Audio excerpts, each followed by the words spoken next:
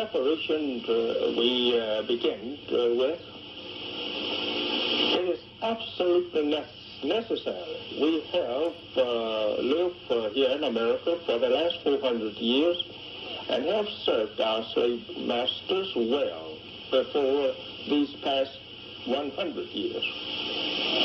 And now the time has arrived that we want something for ourselves. The natural spirit of God is moving in us and making us to think in such terms towards self.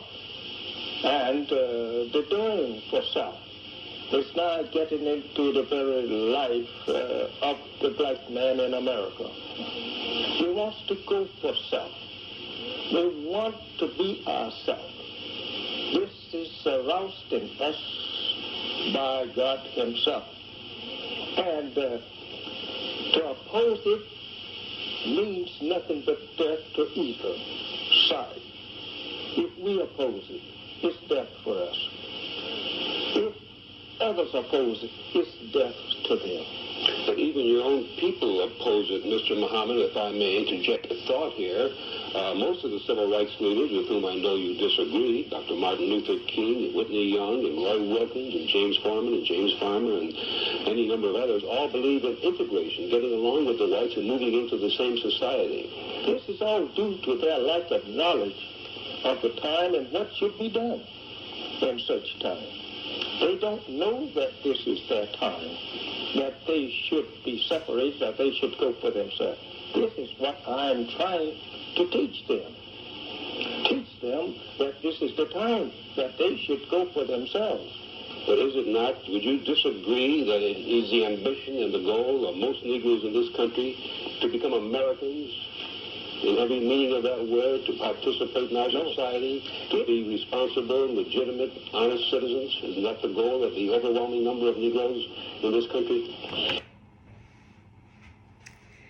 Hello, I am Jonalyn Johnson, and I have been listening to this video assignment, The Hate That Hate Produced, published in 1959, Malcolm X's first TV appearance. And in this particular portion of the interview, the Honorable Elijah Muhammad is speaking.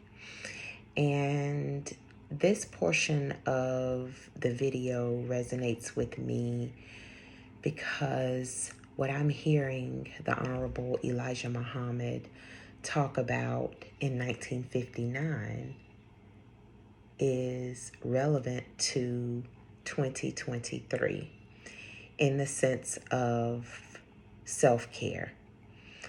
We have, especially since the pandemic, been inundated with the phrase self-care. And most life coaches, most therapists, most columnists, most counselors, most reporters, most doctors will tell you that self-care is not about spending money, but it's about believing in oneself. It's about knowing one's self-worth. It's about doing those things essentially that are free, that build up one's self. And that's the theory that I feel like the Honorable Elijah Muhammad is speaking to. It's almost like if self-care was a thing in 1959, that would have been it.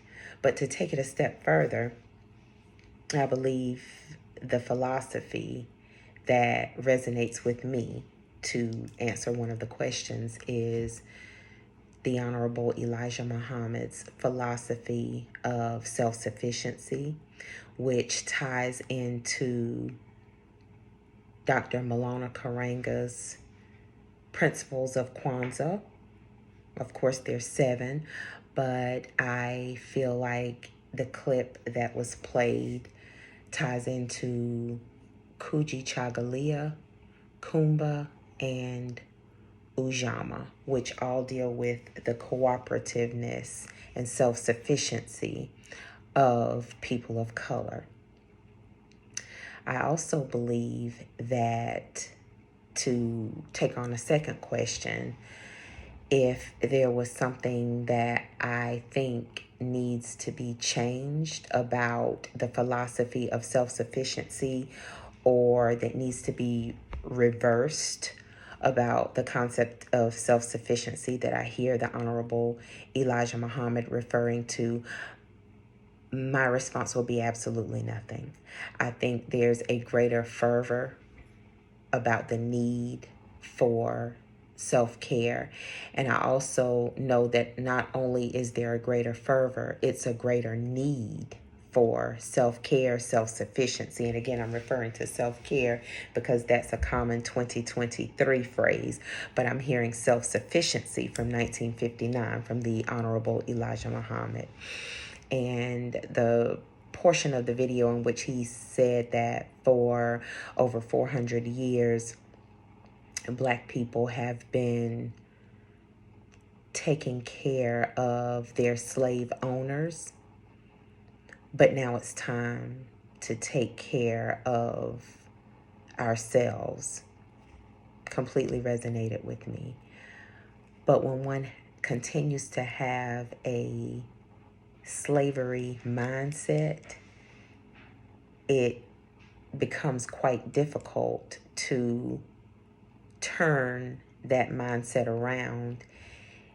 And when I say it becomes difficult, it takes calculated, specific, emphatic movements in order to turn the slavery mindset around. And what I'm hearing with that is, be not conformed to this world, but be transformed by the renewing of your mind. So if we are to be transformed, if we are to actually become self-sufficient, as he's talking about in 1959, we are going to have to not conform to an enslaved mindset. We're going to have to transform our thinking and realize our worth in regards to Psalm 139, that we're fearfully and wonderfully made, and in regards to Jeremiah 29:11, that God has a plan for us, he has a purpose for us, he has hope for us, and he has a future for us. And his plan is not to harm us. Plainly put, many people were harmed by slavery. And then there were many people that were helped by slavery. But the enslaved people were harmed. And I completely agree with the Honorable Elijah Muhammad's philosophy that it's time for self-sufficiency. It was time in 1959, and it's time now. Thank you.